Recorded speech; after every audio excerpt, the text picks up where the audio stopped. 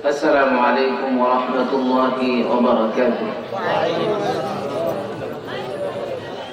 إن الحمد لله نحمده ونستعينه ونستغفره ونؤمن به ونتوكل عليه ونعوذ بالله من شرور أنفسنا ومن سيئات أعمالنا. من يهده الله فلا مضل له ومن يضلله فلا هادي له ونشهد أن لا إله إلا الله وحده لا شريك له ونشهد أن محمدا عبده ورسوله.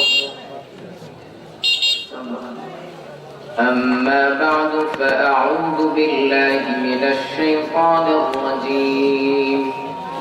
بسم الله الرحمن الرحيم. ما لكم لا تنطقون. صدق الله المولانا العظيم.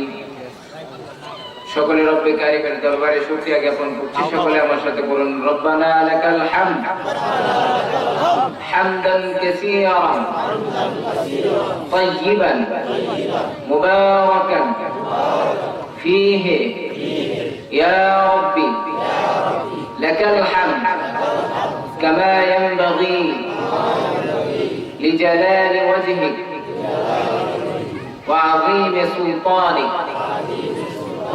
রব্বে কারিমের শুকরিয়া আর উচ্চ আওয়াজে বাঁচাই।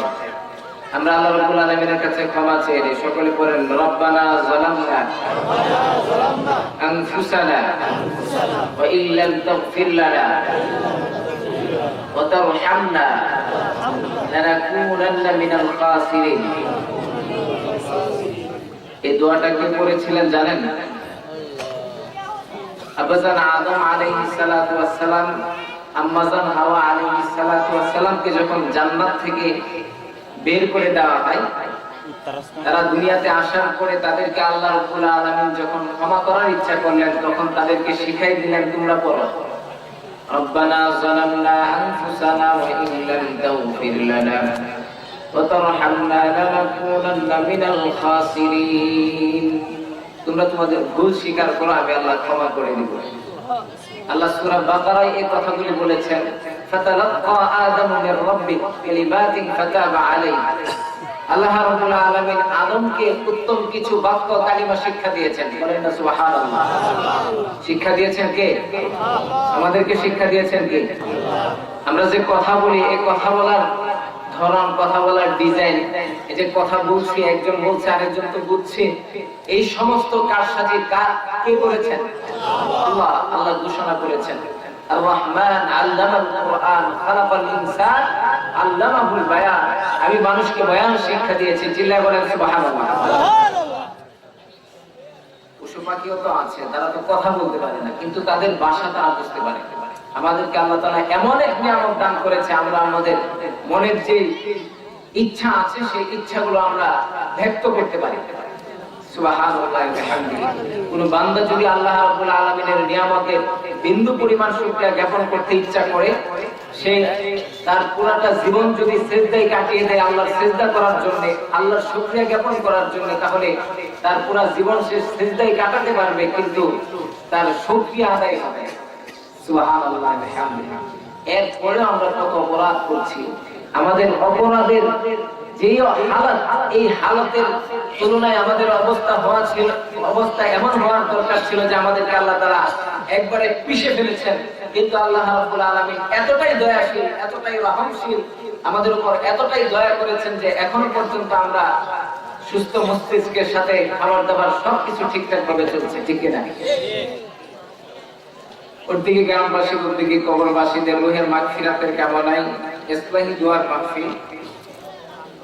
উক্ত মাহফিলের সম্মানিত সভাপতি সাহেব মুফাসসিরে কোরআন হযরত মাওলানা আব্দুল খালেক সাহেব, ট্রিপল টাইটেল সুপার আয়েশা আহাদ দাখিল মাদ্রাসা কিশোরগঞ্জ, সহ-সভাপতি হিসেবে হযরত মাওলানা মুহাম্মদ সাফাত উদ্দিন সাহেব, শিক্ষক উদ্দিকে দাখিল মাদ্রাসা।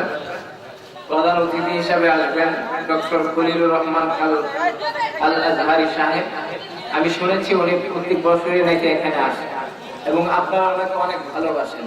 তা আলহামদুলিল্লাহ, একজন আলেমকে ভালোবাসার দরকার আছে না? নেই? আওয়াজ হবে। একজন আলেমকে ভালোবাসার দরকার আছে না নাই? আলেমদেরকে ভালোবাসলে লাভ আছে। কেন জানেন? বিশ্বনবী মুহাম্মদ সাল্লাল্লাহু আলাইহি সাল্লাম বলেছেন, ইন্নামাল উলামা ওয়ারাসাতুল আম্বিয়া। উলামায়ে কেরাম হচ্ছে নবীদের ওয়ারিস। কিসের ওয়ারিস? সম্পত্তির। না না, সম্পত্তির নয়, বরং তারা হচ্ছে রাসূলুল্লাহ সাল্লাল্লাহু আলাইহি সাল্লাম যে সমস্ত বিষয়গুলো নিয়ে এসেছেন সেই সমস্ত বিষয়ের ওয়ারিস। যে কালিমার কথা মুহাম্মদ সাল্লাল্লাহু আলাইহি সাল্লাম বলতেন, সেই কালিমার কথা উলামায়ে কেরাম বলবে। যে ইলম সাহাবায়ে কেরামকে বিশ্বনবী মুহাম্মদ সাল্লাল্লাহু আলাইহি সাল্লাম শিক্ষা দিয়েছেন, সেই ইলম উলামায়ে কেরাম জাতিকে শিক্ষা দিবেন। যে হুঙ্কার মুহাম্মদ সাল্লাল্লাহু আলাইহি সাল্লাম দিয়েছিলেন, সেই হুঙ্কার আজকে উলামায়ে কেরামরা দিবে। সর্বক্ষেত্রে প্রতিনিধিত্ব করবে বিদায় আল্লাহর রাসূল সাল্লাল্লাহু আলাইহি সাল্লাম 1400 বছর পূর্বে ঘোষণা করেছেন, ইন্নামাল উলামা ওয়ারাসাতুল আম্বিয়া। উলামায়ে কেরাম হচ্ছে আমার ওয়ারিস, আমার স্থলাভিষিক্ত, তারা আমার কাজগুলি আঞ্জাম দিবে। ঠিক কি না? ঠিক। আজকের উলামায়ে কেরামরা ঠিকই বিশ্বনবী মুহাম্মদ সাল্লাল্লাহু আলাইহি সাল্লামের আঞ্জাম দিয়ে যাচ্ছেন। যে যেখান থেকে পাচ্ছে, যেভাবে পাচ্ছে সেখান থেকে সেভাবে দিয়ে যাচ্ছেন। যাই হোক, দূর-দূরান্ত থেকে আগত আমার মহব্বতের প্রিয় ভাইয়েরা, বন্ধুরা, বাবারা, শ্রদ্ধেয় বাবারা, অনেক মুরব্বী এখানে আছেন, স্টেজের যে সমস্ত উলামায়ে কেরাম আছে, সকলের প্রতি আমার আন্তরিক মোবারকবাদ। আল্লাহ রাব্বুল আলামিন আমাদের এই মাহফিলকে ওনার রূহের আত্মার মাগফিরাতের জন্য কবুল করুক। সকলে বলে আমিন। যাকে উদ্দেশ্য করে করা হয়েছে, আসলে দেখেন, এটা কিন্তু একটা উত্তম কাজ। আমাদের দেশে অনেক কুসংস্কার আছে, মৃত ব্যক্তির জন্য করা হয়। এই সমস্ত কাজ ছাড়া বিশ্বনবী মুহাম্মদ সাল্লাল্লাহু আলাইহি সাল্লাম বলেছেন, ইদা মাতাল ইনসানু ইনকাতা আনহু আমালুহু। যখন কোন ব্যক্তি মৃত্যুবরণ করে, তখন তার আমলের, নেক আমলের রাস্তাগুলো, দরজাগুলো বন্ধ হয়ে যায়। এরপরে যে জিনিসগুলো বাকি থাকে, বিশ্বনবী মুহাম্মদ সাল্লাল্লাহু আলাইহি সাল্লাম বলেছেন, ওয়া ওয়ালাদুন সালিহ, নেক সন্তান, যে আপনার মৃত্যুর পরে আপনার জন্য হাত তুলে আল্লাহর কাছে বলবে যে, আল্লাহ, আমার পিতা, তাকে তুমি ক্ষমা করে দাও। এই কথাটা বললে ওলা একজন সন্তান আপনার আছে, এই সন্তান আপনার মৃত্যুর পরেও কাজে লাগবে। এখন বসে বসে চিন্তা করেন আর গবেষণা করেন, এখন সময় না পাইলে ঘরে গিয়া বালিশের মধ্যে টেক লাগিয়া মাথাটা বালিশের উপর রেখে তারপর একটু গবেষণা করবেন ঘুমানোর পূর্বে, যে আমার এমন একটা সন্তান আছে কিনা, যে সন্তান আমার মৃত্যুর পরে বলবে যে, ইয়া আমার বাবা সে দুনিয়া থেকে চলে গেছে, এখন সে আর নেক কাজ করতে পারতেছে না, সে আল্লাহর কাছে ক্ষমা চাইতে পারতেছে না, আমি তার পক্ষ থেকে তোমার কাছে ক্ষমা চাচ্ছি যে আল্লাহ, আমার পিতাকে তুমি ক্ষমা করে দাও। এমন একটা সন্তান আছে কিনা, এটা একটু গবেষণা করেন, ফিকির করেন। যদি না থাকে, তাহলে এখন বসে সিদ্ধান্ত নেন যে আমি আমার একটা সন্তানকে আল্লাহর জন্য কোরবানি করে দিব, যে সন্তান আমার মৃত্যুর পরে আল্লাহর কাছে বলবে যে, আল্লাহ, আমার পিতাকে তুমি জান্নাতবাসী হিসেবে কবুল করো। করবো তো ইনশাআল্লাহ? কে কে পারবো আমার সন্তানকে কোরবানি করতে? পারবেন তো ইনশাআল্লাহ? আল্লাহ তাআলা প্রত্যেকটা হাতকে কবুল করুক। সকলে বলে আমিন। আল্লাহ রাব্বুল আলামিন সকলের সন্তানকে দ্বীনের জন্য কবুল ও মঞ্জুর করুক। সকলে বলে আমিন। সাহাবায়ে কেরাম রাদিয়াল্লাহু তাআলা আনহু যে পথে হেঁটেছেন, সেই পথে আমাদের সন্তানদেরকে হাঁটার তৌফিক দান করুক। সকলে বলে আমিন। এর দরকার আছে না নাই? ওয়ালাদুন সালিহুন, নেক সন্তান, ওয়াল ইলমু ইয়ানতাফিউ বিহি, এমন ইলম যে ইলম দ্বারা পরবর্তী যুগের লোকেরা উপকার লাভ করবে। একটা সুন্নি আকীদার একটা গ্রন্থ রচনা করেছেন। যেমন বর্তমান যুগে একটা সুন্দর একটা কিতাব আছে, নাম বলি। ইতিপূর্বে একটা নাম বলেছিলাম, গ্র্যান্ড অফ সিরা, বিশ্বনবী মুহাম্মদ সাল্লাল্লাহু আলাইহি সাল্লামের জীবনী পড়তে চাইলে এটা পড়তে পারেন। আরেকটা কিতাবের নাম বলি, এখানে বসে আপনারা ডাউনলোড দিতে পারেন, সফটওয়্যারের মাধ্যমে আছে, প্যারাডক্সিক্যাল সাজিদ। আরিফ আজিদ ভাইয়ের লেখা, অনেক চমৎকার ভাবে লিখেছেন। নাস্তিকদের জবাব দিয়েছেন তিনি খুব সুন্দর ভাবে। যেমন মনে করেন, এক নাস্তিক, সে বলছিল যে বিশ্বনবী মুহাম্মদ সাল্লাল্লাহু আলাইহি সাল্লাম তিনিও সন্ত্রাস, আর তিনাকে যিনি নাযিল করেছেন আল্লাহ, তিনিও সন্ত্রাস।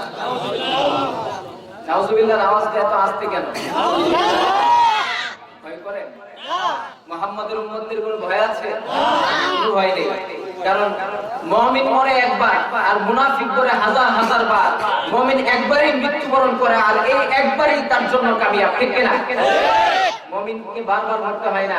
আর আমরা এটাও জানি যে আমরা যতদিন পৃথিবীতে বেঁচে থাকি, ততদিন পর্যন্ত আমরা বাতিলের সাথে কোনোদিন আপোষ করতে পারি না, পারবো না ইনশাআল্লাহ।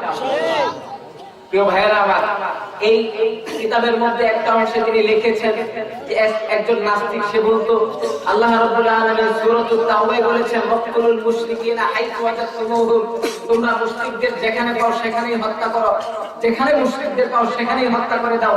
এই কথাগুলো যখন সে পড়েছে, নাস্তিক পড়েছে, পড়ে বলল, যে কি ব্যাপার মুহাম্মদ সাল্লাল্লাহু আলাইহি সাল্লামের ধর্মের মধ্যে শুধু ইহুদি খ্রিস্টানদেরকে শুধু হত্যার কথা বলা হয়েছে, আল্লাহ তাআলা কত বেইনসাফি, কত সন্ত্রাসবাদ, কত সন্ত্রাসী আকীদা আল্লাহ তার বান্দাকে সৃষ্টি করে বলেছেন তাদেরকে হত্যা করে দাও।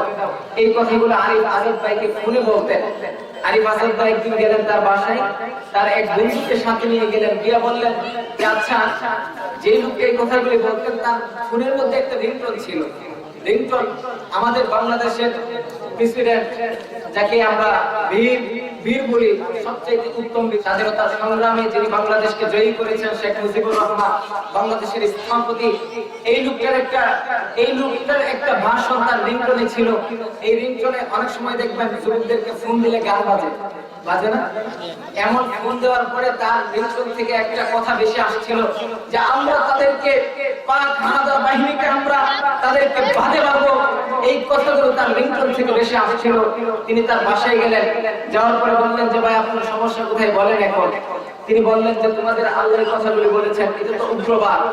তখন তিনি বললেন এই কথাগুলি বলা কি উগ্রবাদ? যে যারা ইসলামকে ধ্বংসের পায়তারা করে, যারা মুসলিমদের উপর আক্রমণ করে, পৃথিবীর ইতিহাসে আমরা এমন কোন ইতিহাস দেখি নাই মুহাম্মদ সাল্লাল্লাহু আলাইহি সাল্লামের উম্মতরা, মুহাম্মদ সাল্লাল্লাহু আলাইহি সাল্লামের জাতি কখনো কোনো কাফেরদের উপর আক্রমণ করেছে। আমরা এমন কোন ইতিহাস দেখি নাই।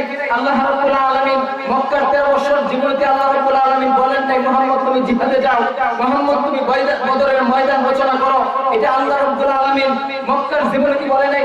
মক্কার জীবনে আল্লাহ রাব্বুল আলামিন মুহাম্মদকে বলে নাই তুমি কাফেরদের মাথাকে তাদের বডি থেকে আলাদা করে দাও। এই কথা মক্কার জীবনে আল্লাহ রাব্বুল আলামিন বলেন নাই। কারণ আল্লাহ হচ্ছে সবচেয়ে ইনসাফগার, আল্লাহ রাব্বুল আলামিন হচ্ছে সবচেয়ে ইনসাফগার, আল্লাহ রাব্বুল আলামিন হচ্ছে সবচেয়ে দয়ালু।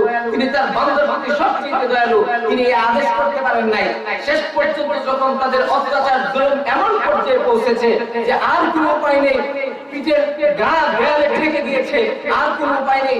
একটা বিড়াল যখন সিংহের থাবা খেয়ে পিছনে গা ঠেকে যায় তখন সে আক্রমণ করে বসে, ঠিক তেমনি ভাবে সাহাবায়ে কেরাম শেষ পর্যন্ত বাধ্য হয়ে তারা আক্রমণ করতে বাধ্য হয়েছে।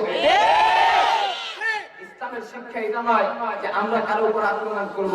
তবে কেউ যদি বিশ্বনবী মুহাম্মদ সাল্লাল্লাহু আলাইহি সাল্লামের শানে কটূক্তি করে, কেউ যদি বিশ্বনবী মুহাম্মদ সাল্লাল্লাহু আলাইহি সাল্লামের শানে ব্যঙ্গ বিদ্রুপ করে, তাদের কবর রচনা হবে এই বাংলার জমিনে।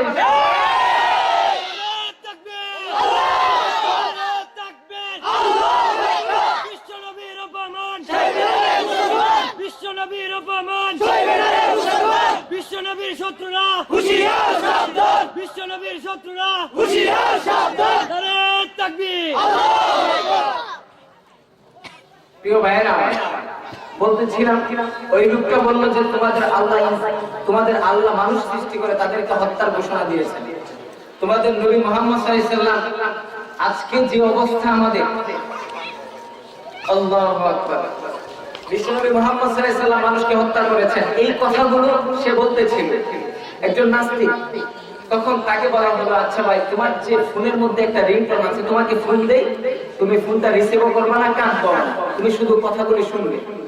তখন তার ফোনটাকে রিংটোনের মাধ্যমে চালিয়ে দিল। দেওয়ার পরে হাই স্পিকার দিয়ে চালিয়ে দেওয়ার পরে সেটা থেকে বাংলাদেশের স্থপতি ঘোষণা দিচ্ছেন আমরা পাক হানাদার বাহিনীকে তাদেরকে বাঁধে মারবো, তাদের করব। এই কথাগুলো বাসতে ছিল। তখন সে বলল আচ্ছা ভাই এটা কি শেখ মুজিবুর রহমানের উগ্রতা? এটা কি উগ্রতা ছিল?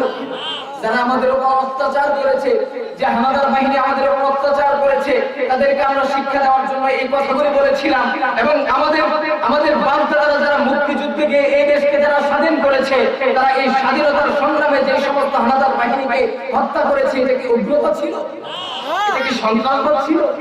তাহলে এই ঘোষণা আমরা কিভাবে, এই কথা আমরা কিভাবে বলতে পারি যে বিশ্বনবী মুহাম্মদ সাল্লাল্লাহু আলাইহি সাল্লাম যিনি মানবতার দূত, যিনি শ্রেষ্ঠ মানব, যিনি পৃথিবীতে শান্তি আনার জন্য, শান্তিকে প্রতিষ্ঠা করার জন্য কোনো আরাম আয়েশ বিলাস করতে পারেন নাই, সেই ব্যক্তিটাকে আজকে তোমরা কিভাবে এমন কথা বলতে পারো যে বিশ্বনবী উগ্রবাদ ছিল? লজ্জা করে না? মুখে শরম করে না?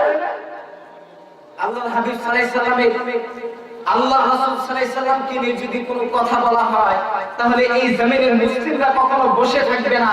আমাদের গায়ে যতদিন পর্যন্ত রক্ত প্রবাহিত হবে, যতদিন পর্যন্ত আমাদের চোখের পলক পড়বে, ততদিন পর্যন্ত এই জমিনে কোনো নাস্তিককে বিশ্বনবী মুহাম্মদ সাল্লাল্লাহু আলাইহি সাল্লামকে কটূক্তি করতে দেওয়া হবে না, হবে না, হবে না। আরে কথা বললে আসলে বলতে হয়।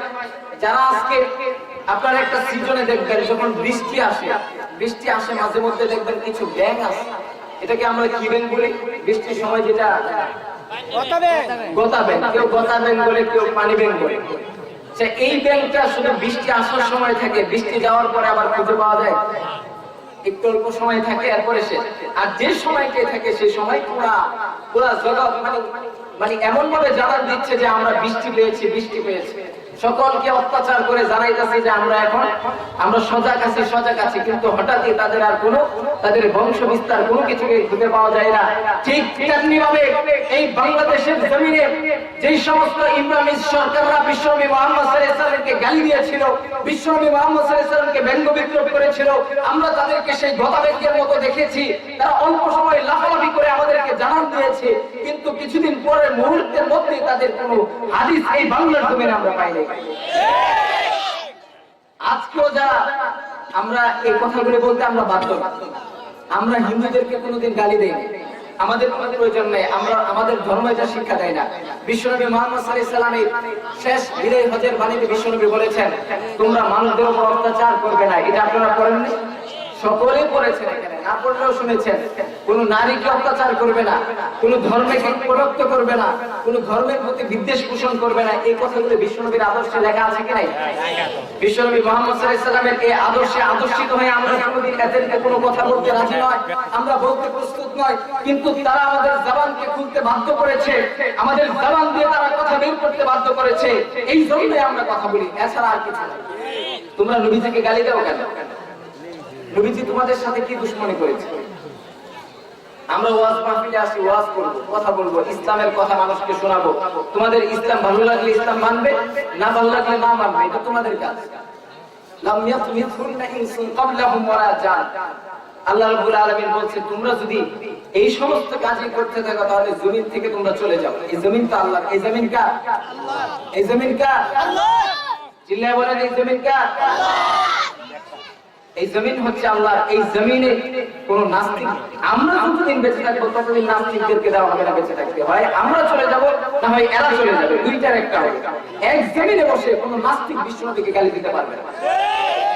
প্রিয় ভাইয়েরা আমার, যাই হোক, এই কথাগুলো আমাদের বিবেক দিয়ে চিন্তা করা উচিত, আবেগ দিয়ে নয়। আজকে আবেগ কাজ করে আমাদের। একটু কিছু হলেই মিটিং মিছিলে দৌড় মারি, আন্দোলন, কিন্তু কিছুদিন পরেই সব শেষ, একদম না জবাব, সব শেষ হয়ে যায়। না, এগুলো মাথায় নেবেন, নেওয়ার পরে চিন্তা করবেন যে আমরা কয়দিন তাদেরকে গালি দিয়েছি, আর তারা কেন আমাদের নবীজিকে গালি দিচ্ছে, আর বারবার এদেরকে গালি দেওয়া হচ্ছে। একটা কথাই বলতে চাই, যে মুমিনদের রক্ত যদি বাংলার জমিনে যদি পড়ে, তাহলে মুমিনদের রক্তের এই জমিন একদিন কথা বলতে শুরু করবে।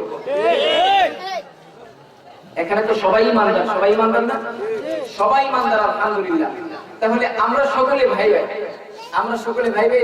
আমরা সকলে ভাই। এখন আমরা আমাদের পিতাকে যদি কেউ গালি দেয়, আমরা এটা বরদাস্ত করি না। কেন? আমি তার সন্তান, আমরা বিশ্বনবীকে ভালোবাসি।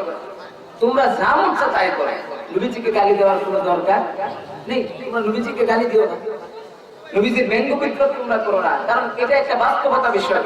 যে যাকে ভালোবাসে তার জন্য মন পুড়ে, ঠিক কিনা? যে যাকে ভালোবাসে তার জন্য মন পুড়ে না?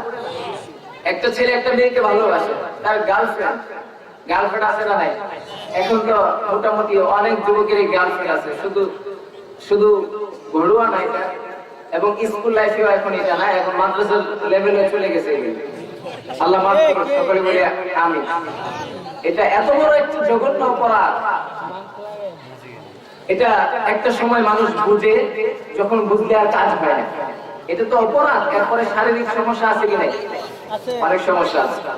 যাই হোক, এই যে আমাদের অবস্থাটা, আমরা যারা গার্লফ্রেন্ড আছে, এদের গার্লফ্রেন্ডকে যদি কেউ গালি দেয় অথবা যদি কেউ থাপ্পড় মারে, তাহলে ওই ছেলেটা তখন কি করে? তাহলে তখন কি তাকে বলবেন তুমি উগ্রবাদ, তুমি সন্ত্রাসবাদ বলবেন না? কেন? সে তার ভালোবাসার জন্য, সে তার ভালোবাসাকে প্রকাশ করার জন্য, এবং তার মনে যে ভালোবাসা আছে এটা সে প্রকাশ করেছে। আমাদের বিশ্বনবী মুহাম্মদ সাল্লাল্লাহু আলাইহি ওয়াসাল্লামের জন্য যতটুকু ভালোবাসা আছে, এই ভালোবাসা থেকে আমাদের এই কথাগুলো বের হয়, আর কিছু নয়। শুনেন সাহাবায়ে কেরামদের ভালোবাসা কেমন ছিল, আমাদের ভালোবাসা কেমন। ছোট্ট একটা ইতিহাস বলি। উহুদের ময়দানে একজন সাহাবিয়া মহিলা সাহাবী আসলেন বিশ্বনবী মুহাম্মদ সাল্লাল্লাহু আলাইহি সাল্লামের কাছে এসে দুইজন সন্তানকে হাজির করলেন। বললেন, ইয়া রাসূলুল্লাহ, ইয়া হাবিবাল্লাহ, আমার এই দুইটা শিশুকে আমি আপনার জন্য জিহাদের ময়দানে দান করলাম। তারা আপনার সাথে গিয়ে আল্লাহর রাস্তায় জিহাদ করে আল্লাহর দ্বীনকে বিজয়ী করে তারা শাহাদাত বরণ করবে, এই জন্য আমি দান করেছি। বিশ্বনবী মুহাম্মদ সাল্লাল্লাহু আলাইহি সাল্লাম বললেন, এত ছোট বাচ্চাদেরকে তুমি কেন দান করলে? সাহাবিয়া বললেন, ইয়া রাসূলুল্লাহ, ইয়া হাবিবাল্লাহ, এই যুদ্ধের ময়দানে আপনার সাথে জিহাদ করে আমার স্বামী ইন্তেকাল করেছে, আমার স্বামী শাহাদাত বরণ করেছে, আমার পিতা শাহাদাত বরণ করেছে, আমার আরো দুইটা সন্তান শাহাদাত বরণ করেছে। আমি এই দুইটা সন্তানকে আল্লাহর রাস্তায় বিলিয়ে দিলাম এবং আমি তাদেরকে এই কথাটাও জানিয়ে দিয়েছি, তোমরা যদি যুদ্ধের ময়দান থেকে শাহাদাত বরণ করতে না আসতে পারো, তাহলে তোমাদের যে দুধ আমি পান করিয়েছি সেই দুধের ঋণ আমি কোনদিন তোমাদের শোধ করতে দিব না। যে দুধ পান করেছো সেটা ঋণ তোমরা পরিশোধ করতে পারবে না যদি তোমরা শাহাদাত বরণ করতে না পারো। কেমন মাল, কেমন সন্তান। বিশ্বনবী মুহাম্মদ সাল্লাল্লাহু আলাইহি সাল্লাম বললেন, আপনি এই দুইটা বাচ্চাকে কেন দান করলেন? সাহাবীরা বললেন, ইয়া রাসূলুল্লাহ, ইয়া হাবিবাল্লাহ, কাল কিয়ামতের কঠিন ময়দানে যখন সমস্ত মানুষ উলঙ্গ অবস্থায় দাঁড়িয়ে থাকবে আল্লাহ রাব্বুল আলামিনের সামনে, তখন আমাদের কোনো উপায় থাকবে না। এই কঠিন মুহূর্তে, এই কঠিন মুসিবতে আমার দুইটা সন্তান সামনের দিকে দাঁড়িয়ে থাকবে, আর দুইটা সন্তান যেগুলোকে আমি দান করেছি আল্লাহর রাস্তার জন্য, তারা যদি শাহাদাত বরণ করতে পারে, তারা আমার পিছনের দুই দিকে দাঁড়িয়ে থাকবে। কিয়ামতের ময়দানে আমি বলবো, আল্লাহ, যদি তুমি আমাকে জাহান্নামে দিতে চাও, তাহলে চারজন শহীদদের মাঝখান থেকে তুমি আমাকে জাহান্নামে ফেলে দাও। আল্লাহু আকবার। চারজন শহীদের মা, আমাকে চারজন শহীদদের মাঝখান থেকে আমাকে জাহান্নামে ফেলে দাও। এমন এমন এমন অবস্থা ছিল তাদের বিশ্বনবীর জন্য ভালোবাসা। একজন সাহাবী এসে বললেন, আল্লাহর রাসূল সাল্লাল্লাহু আলাইহি সাল্লাম ময়দানের জন্য নাম লেখাচ্ছেন। একজন সাহাবিয়া মহিলা এসে বললেন, আজকে মহিলাদের ঈমান আমাদের অন্তরে নেই, যার ফলে আমাদের এই দুরবস্থা। একদিক থেকে রাসূলকে গালি দিল, আরেক দিক থেকে আমরা মিষ্টি বিতরণ করছি, আরেক দিক থেকে আমরা গানবদ্ধ লিপিবদ্ধ হয়ে পড়েছি, আরেক দিক থেকে আমাদের অবস্থা হচ্ছে কনসার্ট করছি, গান, যত প্রকার ডান্স আছে সব প্রকার ডান্স আজকে আমরা ঘরের ভিতরে এনে এগুলিকে বাজাচ্ছি। এটার নাম বিশ্বনবীর ভালোবাসা। বিশ্বনবী মুহাম্মদ সাল্লাল্লাহু আলাইহি সাল্লাম ময়দানের জন্য নাম লেখাচ্ছেন। একজন মহিলা সাহাবী এসে বললেন, ইয়া রাসূলুল্লাহ, ইয়া হাবিবাল্লাহ, তিনি তার কুলের সন্তানকে, দুধের সন্তানকে এনে পিঠে ধরলেন। বললেন, ইয়া রাসূলুল্লাহ, আমি আমার এই সন্তানকে কোরবানি করে দিলাম আপনার জন্য, ময়দানের জন্য আমি আমার সন্তানকে দিয়ে দিলাম, আপনি আমার সন্তানটাকে কবুল করে নেন। বিশ্বনবী মুহাম্মদ সাল্লাল্লাহু আলাইহি সাল্লাম বললেন, ও মা, এত ছোট বাচ্চা, দুধের বাচ্চা, সে জিহাদের ময়দানে গিয়ে কি করবে? সে তো না ডাল চালাতে পারবে, না ঘোড়ায় উঠে বসতে পারবে, সে তো কোনো কিছু পারবে না, তাহলে তাকে কেন দিচ্ছ? মহিলা জবাবে বললেন, ইয়া রাসূলুল্লাহ, ইয়া হাবিবাল্লাহ, আমিও জানি আমার এই দুধের সন্তান ঢাল ঘোরাতে পারবে না, আমার এই দুধের সন্তান ঘোড়ায় চড়ে বসতে পারবে না, আমার এই দুধের সন্তান কোন কাফেরকে হত্যা করতে পারবে না। আমি জানি আমার এই দুধের সন্তান নিজের উপর ক্ষমতা নেই নিজেকে রক্ষা করা, কিন্তু আমি এটা জানি বিশ্বনবী মুহাম্মদ সাল্লাল্লাহু আলাইহি সাল্লামকে যখন কাফেররা তীর ছুঁড়ে মারবে, তখন আপনি আমার এই দুধের সন্তানকে আপনার সামনে পিষে ধরবেন, আমার দুধের সন্তান তাদের তীরে দুই টুকরো হয়ে যাবে, আপনার শরীরে কোনো আঘাত লাগবে না। এই জন্য আমি আমার সন্তানকে আপনার জন্য দান করে দিয়েছি। তাদের ঈমান ছিল এমন। আর আমাদের ঈমান হচ্ছে আজকে কোন হালতে আছে। মসজিদের ভিতরের অবস্থা যদি বলি, তাহলে মসজিদের অবস্থাটাই যদি বলি, মসজিদের ভিতরে ঈমান নেই। ওয়াহিয়া খারাবুম মিনাল হুদা। বিশ্বনবী মুহাম্মদ সাল্লাল্লাহু আলাইহি সাল্লাম বলেছেন, এমন একটা জামানা আসবে যে জামানার মধ্যে মানুষ কোরআন পড়বে, কিন্তু কোরআনের যে ভিতরে কি আছে সেটা গবেষণা করবে না, সেটার আমলও করবে না। কোরআন পড়বে কিন্তু কোরআনের কোনো আমল থাকবে না। আজকে আমরা সমুদ্র কণ্ঠে কোরআন পড়ছি, কোরআন তেলাওয়াত হচ্ছে, এক এক রকম এক এক কারি এক এক ডিজাইনে কোরআন তেলাওয়াত করছে, কিন্তু কোরআনের যে মূল বিষয় আছে এই জিনিসগুলো হক আদায় হচ্ছে না। কোরআনের মূল বিষয়গুলো হক আদায় হচ্ছে না। বিশ্বনবী বলেছেন ওয়াহিয়া খারাবুম মিনাল হুদা, মসজিদ থাকবে, মসজিদগুলো লুকারণ্য হয়ে থাকবে, কিন্তু এমন একটা সময় আসবে যে সময় মসজিদের কারো ভিতরে ঈমান থাকবে না। কেন থাকবে না? কারণ হচ্ছে কথার কথা মাইন্ড করবেন না, কথার কথা বলতেছি। একজন লোক সুদ খায়, আপনি সুদের বিরুদ্ধে কথা বললেন, বলার পর অবস্থাটা কি হইল? সেই লোকটা, একজন ব্যক্তি যখন কোনো কুফরি কাজ করে, অর্থাৎ যেটা কবিরা গুনাহ, যেমন একজন লোক নামাজ ছেড়ে দিল, দেওয়ার পরে সেই লোকটা মুমিন থাকবে যতক্ষণ না পর্যন্ত সে নামাজকে অস্বীকার করে। যে নামাজের প্রতি একটা বিদ্বেষ ঘৃণা যদি না আসে, তাহলে সে পর্যন্ত কি থাকবে? মুমিন থাকবে। এখন সুদের ব্যাপারে বলার পরে যদি লোকটার অবস্থা এমন হয় যে আমি সুদ খাচ্ছি, এটা আমার অপরাধ, এটা আমার অন্যায়, সে নিজেকে নিজে নত জানু করে সে আল্লাহর কাছে ক্ষমা চায়, তাহলে সেই লোকটা তখনও মুমিন থাকবে, যদিও সে আযাবের সম্মুখীন হবে। কিন্তু যদি তার অবস্থাটা এমন হয় সে রিঅ্যাকশন করে বসে, তাহলে বুঝতে হবে তার ভিতরে ঈমান। তাহলে ইমানদার খুঁজে পাবেন কোথায়? একজনের না একজনের একদিক থেকে না হয় অন্য দিক থেকে সমস্যা। দেখেন, এই জীবন পর্যন্ত আলহামদুলিল্লাহ রাজনীতি করি না, রাজনীতি করবো না, নিয়ত নাই কোনো। তবে কথাগুলো আমাদের ইসলামের কথা আমাদের বলতে হয়, কোরআনের কথা বলতে হয়। কোরআনে একটা কথা বলেছে আমাদের, বলবো আপনাদেরকে। কোরআন বলছে সূরাতুস সাফফ আয়াত, আল্লাহ রাব্বুল আলামিন বলেন মা লাকুম লা তানতিকুন। যারা বুঝেছেন তারা বুঝতে পেরেছেন এটার হেডলাইন কি হতে পারে, এটার ভিতরে কি আছে, এই জিনিসটা আপনারা সহজে বুঝতে পেরেছেন। আর যারা বুঝেন না তাদেরকে অল্প একটা কথা বললেই বুঝে ফেলবেন। ইব্রাহিম আলাইহিস সালাতু ওয়াস সালাম নামে একজন নবী আছেন না পৃথিবীতে? তিনি আমাদের কি হন? ইব্রাহিম আলাইহিস সালাতু ওয়াস সালাম আমাদের কি হন? জাতির পিতা হযরত ইব্রাহিম আলাইহিস সালাতু ওয়াস সালাম। এই জাতির পিতা মূর্তিকে বলেছিলেন মা লাকুম লা তানতিকুন, তোমরা কেন কথা বলছো না? এটার ইতিহাস লম্বা। ইব্রাহিম আলাইহিস সালাতু ওয়াস সালাম তিনি তার যে সহপাঠী যারা ছিল, তার পিতা সহ, তার পিতাও তার বিরোধী ছিল, আযার। তার পিতার একটা মূর্তি ছিল আযার নামে। এই মূর্তিটা সে তার সাথে নিয়ে ঘুরতেন সারাদিন, এই জন্য তার লকব হয়ে পড়েছে আযার কবি। তার পিতা আযার, সেই লোকটাও তার বিরোধিতা করতেন। ইব্রাহিম আলাইহিস সালামের বিরোধী ছিলেন। ইব্রাহিম আলাইহিস সালামের জামানায় তো এক সময় তারা একটা মেলাতে যাবে, কাফের মুশরিক যারা ছিল মেলাতে যাবে, নমরুদের বাহিনী। আমাদের দেশে মেলা আছে না? গত বছর অনেক কথা বলেছি। আমার অনেক ইচ্ছা ছিল, এখানে আমাদের সম্মানিত চেয়ারম্যান সাহেবও আছেন, আমার অনেক ইচ্ছা ছিল ওনার কাছে আমি যাবো, একটা কথা বলবো এই মেলা সম্পর্কে। আল্লাহ তাআলা সেই সৌভাগ্য দেয় নাই, যেহেতু এখানে আছে। আমি আমার ব্যক্তিগতভাবে আমি ওনার সম্মান রক্ষা করে ওনার কাছে আমি এই আবদারটুকু রাখবো যে আল্লাহর হস্তে আপনার পিতা মাতা আছে, তারাও হয়তো বা চলে গেছে, আপনিও হয়তো একদিন চলে যাবেন। কেউ এই দুনিয়াতে থাকতে পারবে না। কেউ থাকতে পারবে? পৃথিবীতে যারা ছিল এরা আছে, আমরা থাকতে পারবো না। কিন্তু দুইটা জিনিস, অসত্তাতু জারিয়া, কথা বলতেছিলাম, পিতা মারা গেলে মনে আছে না? কোন মানুষ মারা গেলে তিনটা জিনিস জারিয়া থাকে, এর মধ্যে একটা হচ্ছে সাদকাতুন জারিয়া। অর্থাৎ আপনি যদি নেক একটা কাজ করেন, সেটা যতদিন পর্যন্ত পৃথিবীতে চালু থাকবে ততদিন পর্যন্ত আপনার আমলনামায় নেক পৌঁছতে থাকবে মৃত্যুর পরে। আজকে যদি আপনার কাছে আমি বিনীতভাবে অনুরোধ করছি, এবং এখানে যারা সম্মানিত ব্যক্তিবর্গ আছেন এদের কাছে আমি অনুরোধ করছি যে এই এলাকাতে যে মেলাটা হয় আল্লাহর হস্তে আপনার পিতামাতার জন্য, আপনার নিজের জন্য এবং এই সমাজের জন্য, যারা এই কবরবাসী হয়ে আছে তাদের কবরে কিন্তু পার্সেন্টেজ যাচ্ছে।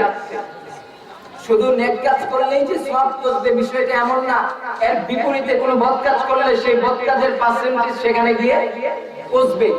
এই জন্য এই কাজটা থেকে যদি আল্লাহর হস্তে আপনারা ফিরে আসেন, তাহলে হয়তো আল্লাহ রাব্বুল আলামিন এই প্রতি বছরের এই গুনাহ থেকে বেঁচে থাকার জন্য আল্লাহ তাআলা আপনাদের জীবনের জন্য আপনাদেরকে আল্লাহ তাআলা জান্নাত দিয়ে দিতে পারেন।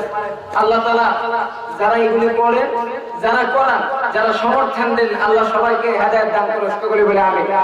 আর বিশেষভাবে এই অনুরোধটুকু আমি রাখলাম, আমি আমার কাছে হয়তো বা খবর যাবে, আমি আল্লাহর কাছে দোয়া করব চেয়ারম্যান সাহেবের জন্য এবং যারা নেতৃস্থানীয় আছে এই এলাকার মধ্যে তাদের জন্য আমি খাস করে আল্লাহর কাছে দোয়া করব। যদি এই কাজটাকে আপনারা বন্ধ করতে পারেন এটা অনেক ভালো হবে, এই উম্মার জন্য অনেক ফায়দা হবে। কারণ এই একটা কাজের কারণে এই পরিমাণ অবস্থা হচ্ছে, সেটা আমরা মৃত্যু ছাড়া আমাদের আর বুঝে আসবে না, এটা অসম্ভব। কারণ মানুষের অন্তর যখন আল্লাহ তাআলা খতম মেরে দেন, অর্থাৎ থেকে যখন একবারে এটা বন্ধ করে দেন, তখন সে আর হেদায়েত গ্রহণ করতে পারে না। খাতামাল্লাহু আলা কুলুবিহিম ওয়া আলা সামঈহিম ওয়া আলা আবসারিহিম গিশাওয়া। আল্লাহ রাব্বুল আলামিন যখন ছিনতালা করে দেন, ছিন মেরে দেন, তখন তার অন্তর দ্বারা সে বুঝতে পারে না, তার কর্ণ শক্তি আর কাজ করে না, তার দৃষ্টি শক্তি আর দেখতে পায় না। বাস্তবতা কি সে দেখতে পায় না? যারা পাপাচার করে তারা দেখতে পায় না? দেখতে পায়। যারা গান শুনছে তারা কি কান দিয়ে শুনতেছে না? শুনতেছে। এরপর আল্লাহ বলেছেন যে ওয়ালাকাদ যারানা জাহান্নামা কাসীরাম মিনাল জিন্নি ওয়াল ইনস লাহুম কুলুবুন লা ইয়াফকাহুনা বিহা ওয়া লাহুম আ'য়ুনুন লা ইবসিরুনা বিহা ওয়া লাহুম আযানুন লা ইয়াসমাউনা বিহা উলাইকা কাল আনআম বাল হুম আযাল উলাইকা হুমুল গাফিলুন। আল্লাহ বলছেন যে এই সমস্ত লোকেরা তার কান দিয়ে শুনে না, তাদের দৃষ্টি শক্তি তারা দেখে না। এর মানে হচ্ছে মুফাসসিরিনে কেরামগণ বলেছেন তারা সত্যকে দেখতে পায় না, তারা সত্যকে দেখতে পায় না, খারাপ জিনিস ঠিকই দেখে। যাই হোক, কয়েকটা কথা বলি। আরো কিছু বিষয় ছিল, আসলে অগোছালো একটা আলোচনার নিয়ত করে আসছে। এর কারণ হচ্ছে অগোছালোর মধ্যে আপনাদেরকে এমন কিছু টিপস দিব যে জিনিসগুলো আপনাদের পরবর্তীতে কাজে লাগবে। আসলে আমাদের মসজিদগুলোতে যে জিনিসগুলো হয়, যে আমি ইতিপূর্বে অনেক জায়গাতে বলেছি, কথাগুলি শুনি, খুব ইম্পর্টেন্ট কিছু কথা। আমরা ইতিপূর্বে যে জিনিসগুলো লক্ষ্য করছি ইউটিউবে অথবা ইন্টারনেটের মাধ্যমে, একজন বক্তা স্টেজে উঠে আরেকজন বক্তাকে গালি দিচ্ছে, আছে না? এমন বক্তাদেরকে দাওয়াত দিবেন না। যে সমস্ত বক্তারা কোরআন হাদিসের কথা বলবে, যারা কোরআন হাদিসের ভিতর থেকে কথা বলবে, যারা কোরআনকে ভালোবাসবে, হাদিসকে ভালোবাসবে, তাদেরকেই কেবল দাওয়াত দিবেন। এমন বক্তাকে দাওয়াত দিবেন না যার জন্য আমরা নিজেরা ক্ষতিগ্রস্ত, ধ্বংস হয়ে যাবে। কারণ আমি একজনকে ভালোবাসি, সে যদি তার বিরুদ্ধে গালি দেয় তাহলে আমার মনে কষ্ট লাগবে, এমন না? এই জিনিসগুলো এখন এমন ভাবে হচ্ছে, এর কয়েকটা কারণ আছে, বলবো। বিশ্বনবী মুহাম্মদ সাল্লাল্লাহু আলাইহি সাল্লাম বলেছেন, আব্দুল্লাহ ইবনে আমর রাদিয়াল্লাহু তাআলা আনহু থেকে হাদিসটা বর্ণিত। বিশ্বনবী মুহাম্মদ সাল্লাল্লাহু আলাইহি সাল্লাম বলেন, ইন্নাল্লাহা লা ইয়াকবিদুল ইলম ইনতিজাআন ইয়ানতাজি'ু বিহি মিনাল ইবাদ ওয়ালাকিন ইয়াকবিদুল ইলমা বিকবদিল উলামা। বিশ্বনবী মুহাম্মদ সাল্লাল্লাহু আলাইহি সাল্লাম বলেছেন যে নিশ্চয় ইলমকে উঠিয়ে নেওয়া হবে, অর্থাৎ এই ইলমকে যে উঠিয়ে নেওয়া হবে, কিভাবে নেওয়া হবে? কিতাবের মাধ্যমে না। বিশ্বনবী মুহাম্মদ সাল্লাল্লাহু আলাইহি সাল্লাম ব্যাখ্যা করে বলছেন, ওয়ালাকিন ইয়াকবিদুল ইলমা বিকবদিল উলামা। ইলমকে উঠিয়ে নেওয়া হবে কোন কিতাবাতে উঠিয়ে নেওয়ার মাধ্যমে নয়, বরং ইলমকে উঠিয়ে নেওয়া হবে জবরদস্ত আলেম, যারা হক্কানিয়তের সাথে কথা বলতেন, যারা হক ধারণ করে চলাফেরা করতেন, এই সমস্ত আলেমদেরকে উঠিয়ে নেওয়ার মাধ্যমে হককে উঠিয়ে নেওয়া হবে। এই সমস্ত আলেমদেরকে উঠিয়ে নেওয়ার মাধ্যমে ইলমকে উঠিয়ে নেওয়া হবে। আজকের বাস্তব অবস্থা হচ্ছে আমাদের মধ্যে বিজ্ঞ ওলামায়ে কেরামরা চলে গেছে, এই জন্য আমাদের অবস্থা হচ্ছে এমন যে আমরা খরখরে বেশি যাওয়ার মতো আমাদের অবস্থা, আমাদের কোনো গুরুত্ব, আমাদের অবস্থা হচ্ছে এমন। আমাদের কাছে কোনো প্রশ্ন যদি আসে, বিশ্বনবী বলেছেন তখনকার অবস্থা হবে এমন, হাত্তা ইদা লাম ইয়াবকা আলিমান ইত্তাখাযান নাস রুউসান জুহালান। তখনকার মানুষদের অবস্থা হবে এমন, তাদের সমাজের মধ্যে যে সমস্ত মূর্খ লোকগুলো আছে, যারা ফতোয়া দেওয়ার যোগ্যতা রাখে না, যারা হাদিসের কথা বলার যোগ্যতা রাখে না, যারা কোরআনের কথা বলার যোগ্যতা রাখে না, তাদের নাহু সরফের কোনো জ্ঞান নাই, ওই সমস্ত লোকদের কাছে ফাসা আলুহু, তাদের কাছে প্রশ্ন করা হবে, আর তারা মানুষদেরকে ফতোয়া দিয়ে বসে থাকবে। এমন ফতোয়া দিচ্ছে কিনা? এই যে টিভিতে একজনের দেখবেন ভাস্কর্যনে একজনের ফতোয়া দিচ্ছে যে বাইতুল্লাহ শরীফ নাকি ভাস্কর্য। একটু আসতে বলেন না, কোন পচা পানি খেয়ে সে আলেম হয়েছে আল্লাহ ভালো জানে। আমার সন্দেহ হয় সে আলেম হয়েছে কিনা। একজন লোক সেটা কিভাবে বলতে পারে যে বাইতুল্লাহ ভাস্কর্য? অথচ বিশ্বনবী মুহাম্মদ সাল্লাল্লাহু আলাইহি সাল্লাম বাইতুল্লাহ থেকে যত মূর্তি ছিল সমস্ত মূর্তিকে ভেঙে চুরমার করে বাইতুল্লাহ থেকে বের করে দিয়েছে। বাইতুল্লাহ যদি ভাস্কর্য হয় তাহলে মূর্তি ভাঙার কি প্রয়োজন? কোনো যুক্তি নাই মাথায়। মানে মাথা যখন এই শিক্ষিত মানুষ যখন অশিক্ষিত হয়ে পড়ে, শিক্ষিত মানুষ কি হয়? অশিক্ষিত হয়। শিক্ষিত মানুষ যখন কুলাঙ্গার হয়, শিক্ষিত মানুষ যখন লজ্জাহীন হয়ে পড়ে, শিক্ষিত মানুষ যখন শিক্ষিত শয়তান হয়ে পড়ে, কলমের খুঁজে যখন টাকা ইনকাম করতে শুরু করে, এই সমস্ত লোকদের মুখ থেকে এই কথাগুলো বলা সম্ভব, এছাড়া আর কারো পক্ষে সম্ভব নয়। বলতেছিলাম আল্লাহ রাসূল সাল্লাল্লাহু আলাইহি ওয়াসাল্লাম বলেছেন ফাসালুহু, তাদের কাছে প্রশ্ন করা হবে, এই সমস্ত এই শ্রেণীর লোকদের কাছে প্রশ্ন করা হবে। আজকে আমরা সমাজ, একটা থানা, একটা রাষ্ট্রের ভিতরে খুঁজলে বিজ্ঞ আলেম খুব কমই পাওয়া যায়। খুব কম না? খুব অল্প পাওয়া যায়। আলহামদুলিল্লাহ এখনো কোটি কয়েক আছে। রাসূলুল্লাহ সাল্লাল্লাহু আলাইহি ওয়াসাল্লাম বলেছেন ফাফতু, তাদের কাছে গেলেই ফতোয়া দিয়ে দেবে, বলবে না যে ভাই আমার তো স্মরণে নেই বা মনে নেই, আমি একটু পড়ে বুঝি, এটাও বলবে না। সে চিন্তা করে যে আমি যদি এখন ফতোয়াটা না দিই, সে মনে করবে আমি দুর্বল আলেম। লা হাওলা ওয়ালা কুওয়াতা ইল্লা বিল্লাহ। আরে একজন মুফতি তো জাহান্নামের কিনারে বসবাস করে, একজন মুফতি তো জাহান্নামের কিনারে বসবাস করে। তার ফতোয়ার ভিত্তিতে সে হয় জাহান্নামে যাবে, না হয় সে জান্নাতে যাবে। তার ফতোয়া যদি ভুল হয়, সে জাহান্নামে নিক্ষিপ্ত হবে। সাবধানতা অবলম্বন করতে হবে ফতোয়ার ক্ষেত্রে। বিশ্বনবী বলেছেন বিগাইরি ইলমি, ইলম ব্যতীত এই লোকগুলো ফতোয়া দেয়, আদাল্লু ওয়া আদাল্লু, এরা নিজেরাও গোমরা, জাতিকে এরা গোমরা করছে। আরেকটা হাদিস পড়ে আপনাদেরকে শোনাই। হুদাইর রাদিয়াল্লাহু তাআলা থেকে বর্ণিত, তিনি ওমর রাদিয়াল্লাহু তাআলাকে বললেন, ওমর আপনি কি জানেন যে ইসলামকে কোন জিনিস ধ্বংস করেছে? হাল তারিফু ইয়াহদিমুল ইসলাম, আপনি কি জানেন যে ইসলামকে কোন জিনিস ধ্বংস করেছে? তিনি প্রশ্নের ধরন, অর্থাৎ তিনি বুঝাইলেন যে আমি এই কথাটা আপনাকে বুঝাতে চাচ্ছি, বলতে চাচ্ছি, জানাইতে চাচ্ছি, অর্থাৎ দৃষ্টি আকর্ষণ করলেন যে ওমর আপনি কি জানেন? তিনি বললেন যে ওমর শুনো, তিন শ্রেণীর লোকদের কারণে ইসলাম ধ্বংস হয়ে যায়। কয় শ্রেণী? তিন শ্রেণী। এটা জানার দরকার আছে না? আছে। আমরা তো কিসসা কাহিনী শুনতে শুনতে জান শেষ, পুরা মেমরি লুট হয়ে গেছে। এখন কোরআন হাদিসের কথা শুনলে কি লাগে না? অনেক লোক আছে এমন, সারা রাত যদি লাইনে মজদুর ইচ্ছা বলা যায়, সারা রাত বসে থাকবে। আছে না নাই? আছে। আলহামদুলিল্লাহ আপনাদের প্রশংসা করতে হয়। এই অত্র অঞ্চল যেটা আছে আলহামদুলিল্লাহ অনেক আগ থেকে তারা কোরআনকে ভালোবাসে, ঠিক কিনা? কোরআন হাদিসের প্রেমে এখানে যারা আসছে সবাই কোরআন হাদিসকে ভালোবেসে এসেছে, ঠিক কিনা? বিশ্বনবী হুদাইর রাদিয়াল্লাহু তাআলা বললেন আমার তিন শ্রেণীর লোক ইসলামকে ধ্বংস করে দেয়। এর মধ্যে এক নম্বর হচ্ছে দাল্লাতুল আলেম, এক নম্বর হচ্ছে ওই শ্রেণীর আলেম যারা বিজ্ঞ আলেম, তাদের পদস্খলনের কারণে ইসলাম ধ্বংস হয়ে যায়। অর্থাৎ যারা বিজ্ঞ আলেমকে উঠাই নেওয়ার মাধ্যমে আল্লাহ তাআলা ইসলামকে পিছিয়ে দেয়। এমন অবস্থা হচ্ছে বর্তমানে যে বিজ্ঞ আলেমরা না থাকার কারণে আমরা দিশাহারা হয়ে পড়েছি। কোন দিকে যাব, কোন রাস্তায় পাড়ি জমাবো, কোন পথে এখন হক আছে, এই হক নিয়ে এখন আমরা দ্বিধাদ্বন্দ্বে পড়ে গিয়েছি। উদাইর বললেন, উদাইর ইবনে জিয়াদ বললেন জান্নাতুল আলেম, আলেমদের পদস্খলন ইসলামকে ধ্বংস করে দেয়। দ্বিতীয় নাম্বার বললেন ওয়াজিদালুল মুনাফিকিন, মুনাফিকদের দ্বন্দ্ব ইসলামকে ধ্বংস করে দেয়। কাদের দ্বন্দ্ব? মুনাফিকদের। কাদের দ্বন্দ্ব? মুনাফিকদের দ্বন্দ্ব। এই মুনাফিকরা আজকে ইসলাম নিয়ে চতুর্মুখী দ্বন্দ্বে লিপ্ত হয়ে পড়েছে। আজকে তাদের কথাগুলো আমরা বারবার দেখতে পাচ্ছি যে তারা একে অপরের সাথে যেভাবে পাচ্ছে সেভাবে তারা। কিছুদিন পূর্বে একজন লোককে দেখলাম যে সেই মক্কার নামাজকে ব্যঙ্গ করেছে, মক্কার নামাজকে ব্যঙ্গ করেছে, এভাবে নামাজ পড়ে এটা দিয়ে সে ব্যঙ্গ করেছে। লা হাওলা ওয়ালা কুওয়াতা ইল্লা বিল্লাহ। আমার দুঃখ হয় যে আসলে একগুঁয়েমি মনোভাব বিশ্বনবীর ছিল। আমাদের যে পরিমাণ একগুঁয়েমি আজকে আমাদের ভিতরে যোগ হয়েছে, এই একগুঁয়েমি দিয়ে কখনো ইসলাম প্রতিষ্ঠা করা সম্ভব নয়।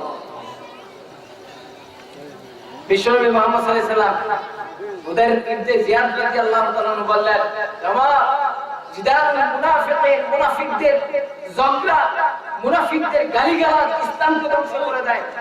আজকে মুনাফিকদের সর্বক্ষেত্রে মুনাফিকদের অবস্থা আজকে আমরা দেখতে পাচ্ছি। এই জন্য মুনাফিকদের থেকে বেঁচে রাখবেন। রাজি আছেন তো ইনশাআল্লাহ? মুনাফিক যারা আছে, যারা একে অপরকে গালিগালাজ করে, এই দল আরেক দলকে গালি দেয়। আমরা সবাই মুসলিম ভাই ভাই, কেউ কাউকে গালি দিতে রাজি নয়। রাজি আছে তো ইনশাআল্লাহ? আমরা কেউ কাউকে গালি দিব না ইনশাআল্লাহ। এরপরে বিশ্বনবী মুহাম্মদ এরপরে বললেন যে ওয়া হুকমু আইম্মাতুল মুযাল্লিন, তিন নাম্বার হচ্ছে ক্রোধগ্রস্ত শাসক, এমন শাসক যারা গুমরা, এই গুমরা শাসকদের কারণে ইসলাম ধ্বংস হয়ে যায়। এই তিনটা শ্রেণীর কারণে ইসলামের পতন ঘটে। আজকে আমরা অনেক বছর হয়ে গেছে আমরা খেলাফতকে হারিয়ে ফেলেছি, আজও পর্যন্ত আমাদের সৌভাগ্যে খেলাফত আসে নাই। এর কারণ হচ্ছে আমরা নিজেরা শুধরাতে পারি নাই, আমরা নিজেরা নিজেদেরকে ধ্বংস করে ফেলেছি। আরে কয়েকটা কথা বলে দেই। আলী রাদিয়াল্লাহু তাআলা থেকে বর্ণিত গুরুত্বপূর্ণ কথা, এই কথাগুলি মনে রাখবেন, বিমুখকে নোট করে রাখবেন, কাজে রাখবেন। বিশ্বনবী মুহাম্মদ সাল্লাল্লাহু আলাইহি ওয়াসাল্লাম বলেন, লা তাদখুলুল মালাইকাতু বাইতান ফীহি সূরাতুন ওয়ালা কালবুন ওয়ালা জুনুবুন। বিশ্বনবী মুহাম্মদ সাল্লাল্লাহু আলাইহি ওয়াসাল্লাম বললেন, আলী রাদিয়াল্লাহু তাআলা থেকে বর্ণিত, তিনি বললেন, তিন শ্রেণীর লোকের ঘরের ভিতরে রহমতের ফেরেশতারা প্রবেশ করে না। কয় শ্রেণীর লোক? তিন শ্রেণীর লোক। তাহলে তিন শ্রেণীর লোক কারা, এটা আমাদের চিনার দরকার আছে না? যদি আমরা না চিনি তাহলে আমাদের এমন হতে পারে যে আমাদের ঘরেও রহমতের ফেরেশতা প্রবেশ করে না। ঘরে বরকত আসবে কি করে? ঘরে ঝগড়া ফাসাদ হবে না কেন? স্বামী স্ত্রীর মধ্যে ঝগড়া আছে না? শাশুড়ি বৌমার সাথে ঝগড়া আছে না? বাবা সন্তানের সাথে ঝগড়া আছে না? এই জিনিসগুলো কেন হয়? রহমতের ফেরেশতা যখন না আসবে তখন তো এই জিনিসগুলো হবে। এই জন্য তিনটা কারণে রহমতের ফেরেশতা ঘরে প্রবেশ করে না। এর এক নাম্বার হচ্ছে ফীহি সূরা, এক নাম্বার কারণ হচ্ছে যে ঘরের ভিতরে কোনো আকৃতি, কোনো সূরত, কোনো ছবি লটকানো থাকবে, কোনো পশু জীবজন্তু, কোনো মানুষের ছবি লটকানো থাকবে, সেই ঘরে রহমতের ফেরেশতা রহমত নিয়ে প্রবেশ করবে না। সুতরাং এখানে অনেক ভাই বোনেরা আছে যাদের ঘরে এখনো ঝুলছে যে ঘরের ভিতরে ফুটো আছে, এরপরে জীবজন্তুর ছবি আছে, এই ছবিগুলো সরাই ফেলবেন। রাজি আছেন তো ইনশাআল্লাহ? যদি না সরান তাহলে আপনার ঘরে রহমতের ফেরেশতা প্রবেশ করবে না। আর যদি রহমতের ফেরেশতা না প্রবেশ করে সেই ঘরে বরকত হবে না। একটা জিনিস মনে রাখবেন, বরকতের মানে এই নয় যে ভোগ বিলাসিতা করা, বরকতের মানে এই নয় যে 3 বেলার জায়গা 5 বেলা ভক্ষণ করা, এটার নাম বরকত নয়। বরকতের মানে হচ্ছে এই ঘরটা সব সময় পরিপাটি থাকবে, এই ঘরের মধ্যে কোনো হাঙ্গামা থাকবে না, কোনো খারাপই থাকবে না, এই ঘরের মানুষগুলি হবে উত্তম চরিত্রের, এই ঘরের মানুষগুলি হবে ভালো, এই ঘরের সন্তানগুলি হবে ভালো, এই সব দিক মিলিয়ে হচ্ছে বরকত। এরপরে বিশ্বনবী মুহাম্মদ সাল্লাল্লাহু আলাইহি ওয়াসাল্লাম বলেছেন, ওয়ালা কালবুন, যেই ঘরের মধ্যে অপ্রয়োজনীয় কুকুর প্রবেশ করে সেই ঘরের ভিতরে রহমতের ফেরেশতা প্রবেশ করবে না। সুতরাং এখানে আরেকটা কথা আমাদের মনে রাখতে হবে, আমরা অনেক সময় যখন বাহিরে বের হই কুকুর দেখলে আমরা মনে করি যে কুকুরের পাশে লাগলে আমরা এটাকে সমস্যা মনে করি, এজন্য কুকুর থেকে দূরে থাকি। না, কুকুরের শরীরে যদি কারো শরীর লেগে যায় তাহলে সেটা নাপাক হবে না। একটা মাসআলা, এটা প্রসিদ্ধ মাসআলা, মনে রাখবেন। প্রত্যেকটা মাহফিলে এগুলি দরকার, কিছু কিছু মাসআলা থাকা দরকার। তাই জাতি শিখবে কি? কোন কুকুরের শরীর লাগলে কি হবে না? গা নাপাক হবে না। এর জন্য আপনাকে উযু করতে হবে না, গোসলও করতে হবে না। হ্যাঁ, এখানে যদি তার শরীরে যদি নাপাক লেগে থাকে, যেমন সে একটা বিছনা থেকে উঠে আসছে, বিছনা বুঝেন তো, লেদা অথবা বাথরুম, এই সমস্ত আরো যে সমস্ত নাপাকি আছে, এই সমস্ত নাপাকে যদি তার শরীরে লেগে থাকে, সেটা যদি আপনার শরীরে লাগে তাহলে সেই ক্ষেত্রে কি হবে? আপনার শরীর নাপাক হবে, এছাড়া আপনার কাপড় নাপাক হবে যেখানে লাগে, এছাড়া নাপাক হবে না। এটা মনে রাখবেন। তাহলে হ্যাঁ, কুকুরের কোন জিনিসটা নাপাক এটা আমাদের জানা উচিত। কুকুরের একমাত্র লালা নাপাক। কি নাপাক? কুকুরের লালা যদি কারো শরীরে অথবা পাঞ্জাবিতে লাগে তাহলে তার পাঞ্জাবি অথবা শরীর নাপাক হয়ে যাবে। এই জন্য এই ভুল আকীদাটা আমরা খেয়াল রাখবো, এবং এই সমস্ত অনেক ভুল কুসংস্কার আমাদের সমাজে আছে। এই সমস্ত কুসংস্কার থেকে বেঁচে থাকতে রাজি আছেন ইনশাআল্লাহ? এরপরে বিশ্বনবী মুহাম্মদ সাল্লাল্লাহু আলাইহি ওয়াসাল্লাম বলেছেন, ওয়ালা জুনুবুন, 3 নাম্বার, যেই ঘরে লোকেরা নাপাক থাকে ওই ঘরে আল্লাহর রহমতের ফেরেশতা প্রবেশ করবে না। এই 3টা কথা মনে রাখবেন। এখন নাপাক কোন ধরনের হয়? যেমন মনে করেন যে একটা ছেলে তার স্বপ্নদোষ হয়েছে, সে এখন নাপাক, সে তার কোনো উযুর নেই, কোনো কাজ নেই, এমনিতেই সে ঘরের ভিতরে শুয়ে আছে অথবা ঘরে এমনি চলাফেরা করছে।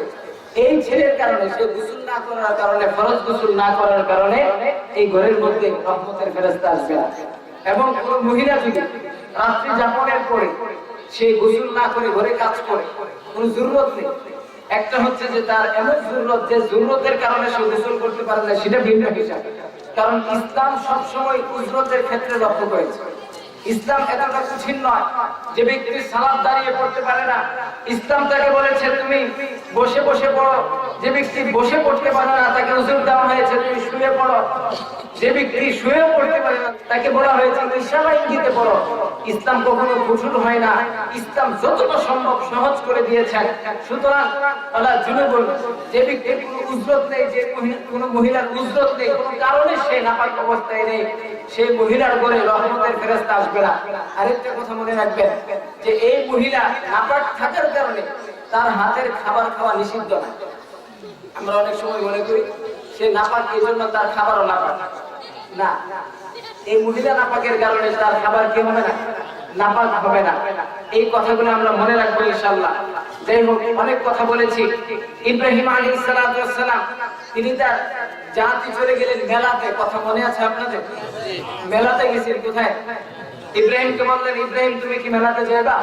চলো আমাদের সাথে। ইব্রাহিম বললেন ইন্নী সাকিম, আমি পীড়িত, আমি অসুস্থ, আমি অসুস্থ, আমি ভিতরগতভাবে দুর্বল অবস্থায় আছি, আমি তোমাদের সাথে যাব না। তারা চলে গেলেন। যাওয়ার পরে তিনি এই মূর্তিগুলোর কাছে গেলেন, গিয়ে বললেন তাদের সামনে কিছু খাবার নিয়ে গেলেন। এমনিতেও যাওয়া যায় না, মূর্তির একটা পূজা আছে না? আমরা মুসলিমরা তো এখন মূর্তি পূজা দিতে যাই, তাই না? সাইয়েদনা হযরত ইব্রাহিম আলাইহিস সালাতু ওয়াস সালাম কিছু খাবার নিয়ে গেলেন, মূর্তির সামনে গিয়ে বললেন যে এই তোরা খা, তোদের সামনে দিলাম তোরা খা। মূর্তি কি খেতে পারে? তাদেরকে বললেন যে তোরা কথা বল। খাস না কেন? কথা বল। মালাকুম লা তানতিকুন, তোমরা কথা বলছো না কেন? কি হলো তোমাদের? মূর্তির পক্ষে কি কথা বলা সম্ভব? এই মিথ্যা ইলাহদেরকে যারা বসিয়েছিল তাদেরকে শিক্ষা দেওয়ার জন্য সাইয়েদনা ইব্রাহিম আলাইহিস সালাতু ওয়াস সালাম থেকে আমাদের একটা শিক্ষার বিষয় আছে। আল্লাহ রাব্বুল আলামিন বলেছেন ক্বাদ কানাত লাকুম উসওয়াতুন হাসানাহ ফি ইব্রাহিম ওয়াল্লাযিনা মাআ। ইব্রাহিম আলাইহিস সালাতু ওয়াস সালাম হচ্ছে তোমাদের আদর্শ, তার সাথী এবং তার মধ্যে তোমাদের আদর্শ আছে। সুতরাং তার আদর্শ তোমরা গ্রহণ করো। ইব্রাহিম আলাইহিস সালাতু ওয়াস সালাম আমাদেরকে আদর্শ শিক্ষা দিয়েছেন। ইব্রাহিম কে বললেন মূর্তি তুমি ভক্ষণ করো। মূর্তি কথা বলতে পারে না। মূর্তিকে বললেন মা লাকুম লা তানতিকুন, তুমি কথা বলছো না কেন? মূর্তি কোনো জবাব দিচ্ছে না। এইজন্য ইব্রাহিম আলাইহিস সালাতু ওয়াস সালাম তিনি একটা কোঠার নিলেন, নিয়ে মূর্তিগুলোকে আঘাত করতে থাকলেন। এক একটাকে এক এক সাইজে কুপিয়ে তাদেরকে ধ্বংস করে দিলেন। দেওয়ার পরে বড় যেটা ছিল, বড় বস, ওই বসের কাঁধের মধ্যে সুন্দর করে কোরআনটা ঝুলিয়ে দিয়ে তিনি চলে আসছেন। বাবা তো বাবাই, টেকনিক বাস, অনেক টেকনিক জানতো তিনি। সুবহানাল্লাহ বলবেন না? এই টেকনিক দিয়েছেন কে?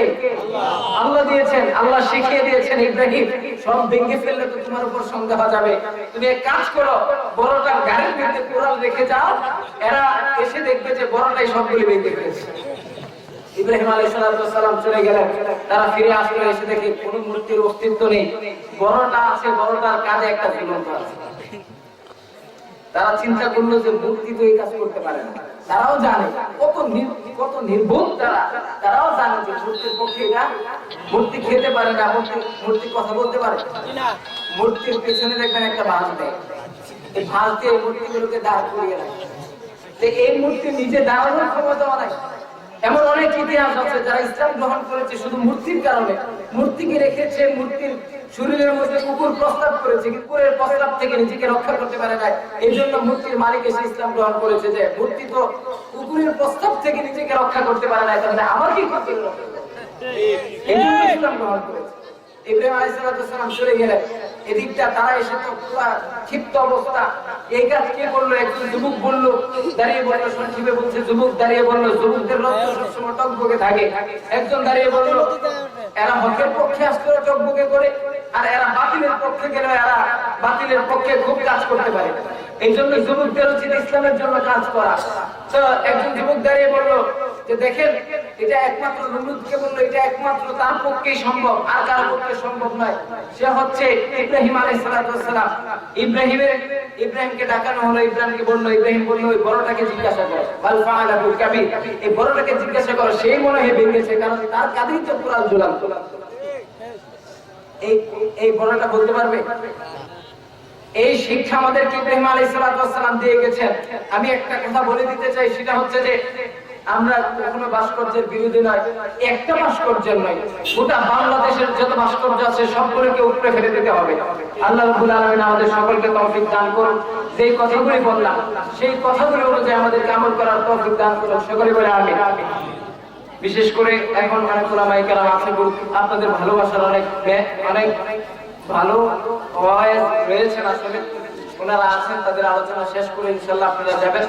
আর একটা জিনিস মনে রাখবেন, কিছু কথা আপনারা ধারণ করবেন, মাহফিলে এসে শুধু শুনবেন প্রথম থেকে শেষ পর্যন্ত, একটা কথা ভাষায় নিবেন না, এটা করবেন না।